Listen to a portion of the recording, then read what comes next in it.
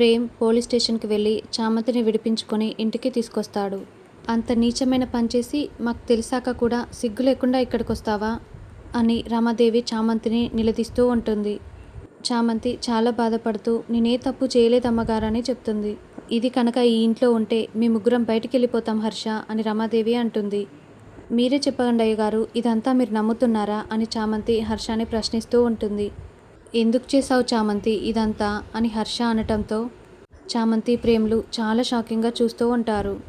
ఇక చామంతి హర్ష అన్న మాటలకి చాలా బాధపడుతూ, అయ్యగారు మీ నుండి ఇంకొక్క మాట విన్నా కూడా నా గుండె ఇక్కడే ఆగిపోతుందని చామంతి అంటుంది. నువ్వు వెళ్తావా మమ్మల్ని వెళ్ళమంటావా అని రమాదేవి అంటే, మీ ఇంట్లోంచి మీరెందుకు వెళ్తారు అమ్మగారు, నేనే వెళ్ళిపోతాను అని చామంతి ఏడుస్తూ వెళ్తూ ఉంటుంది. చామంతి అంటూ ప్రేమ్ వెళ్ళబోతుంటే రమాదేవి ప్రేమ్కి అడ్డుపడుతుంది. చంద్రిక కూడా చామంతి అంటూ వెళ్ళబోతుంటే ఆగు చంద్రిక అంటూ చంద్రికను కూడా రమాదేవి ఆపేస్తుంది.